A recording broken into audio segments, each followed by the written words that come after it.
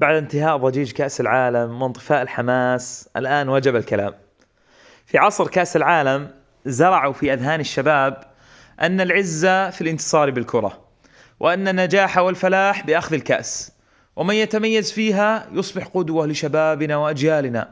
أصبح شبابنا الآن أيها الكرام كما تنظرون أنتم أيضا يبكون لبكاء ميسي، ويفرحون لأفراح رونالدو، ويلبسون ملابسهم ويضعون أسماءهم على ظهورهم ويتشبهون بأشكالهم. غشوا شباب الأمة بما يسمى أفيون الشعوب كرة القدم.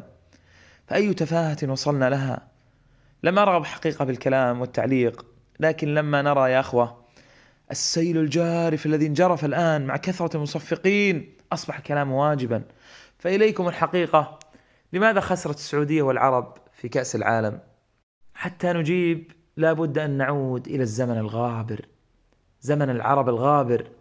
أصنام تعبد وأوثان تمجد، أراض مستباحة وقوى مستعلية متسلطة، وقبائل عربية متفرقة متناحرة لا يجمعهم دين ولا يوجههم كتاب. هذا كان حال العرب قبل الإسلام، من أذل الأمم وأكثرها تخلفا.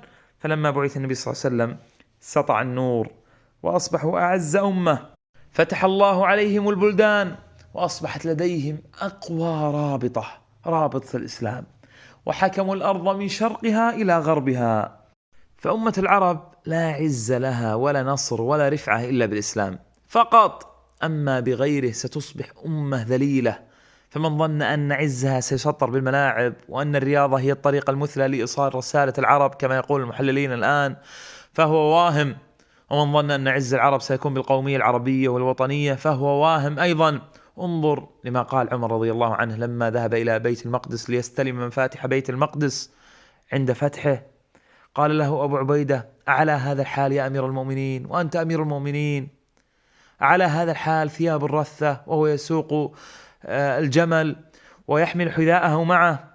فقال له عمر رضي الله عنه: إنا كنا أذل قوم فأعزنا الله بالإسلام، فمهما ابتغينا العزة بغير ما أعزنا الله به أذلنا الله. انظروا إلى هذه الكلمات لمن عاصر الجاهلية والإسلام. عمر الملهم الذي أمر النبي صلى الله عليه وسلم بالتمسك بسيرته وسيرة أبو بكر وعثمان وعلي الخلفاء الراشدين، فقال: عليكم بسنتي وسنة الخلفاء الراشدين المهديين من بعدي. يخبرنا ما هو طريق العزة وكيف تكون عزة العرب. جميع الأمم إذا تمسكت بدينها تقهقرت، وإذا تخلفت عن دينها تقدمت. كل الأمم إلا أمة الإسلام إذا تخلوا عن دينهم لابد أن يصيروا في ذيل الأمم، كما نرى الآن كيف يسبقون في كل أمور الدنيا حتى في الكرة واللعب، لأن الله عز وجل له حكمة جل في علاه. الله جل في علاه شرفهم بما لم يشرف به أمة من العالمين، بالقرآن وبالإسلام بسنة سيد الأنام صلى الله عليه وسلم. فإذا ابتعدوا عن هذا الشرف عادوا لسابق عهدهم وأمرهم في زمن الجاهلية الغابر. نعم، لا يمكن أن يعزون بغير الإسلام. ولو ننظر في هؤلاء اللاعبين من الأوروبيين وأمريكا الجنوبية وغيرهم اللي دائما يفوزون وينتصرون في الكرة وفي كأس العالم، تجد أن حياتهم كرة قدم. أسمى أمانيه يفوز بكرة القدم، يظن أن فوزه وفلاحه ونجاحه في الدنيا هو أن يكون لاعب مميز، ليس عنده هدف إلا الفوز بالكرة، ولا يعرف سبب وجوده وخلقه، ولا يعمل إلا لكرة القدم. لكن المسلم أيها الكرام يعلم أن هناك أمور عظام خلق لها، وأنه في هذه الحياة خلق لأمر عظيم. فلا يمكن أن يكون هناك مسلم كل أمانيه وأسماها هي أن يدخل هذه الكرة في الشبك، وأن يفوز في كأس العالم، وأن يترك كل واجبات اللي أوجبها الله عليه وحق الله عليه وطريق الجنة والفوز والنجاة، وينشغل بأمور دنيوية حقيرة. يقول الله جل في علاه: لقد أنزلنا إليكم كتابا فيه ذكركم أفلا تعقلون.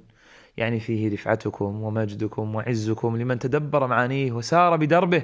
فمن كان يريد الفوز والعزة فلله العزة جميعا.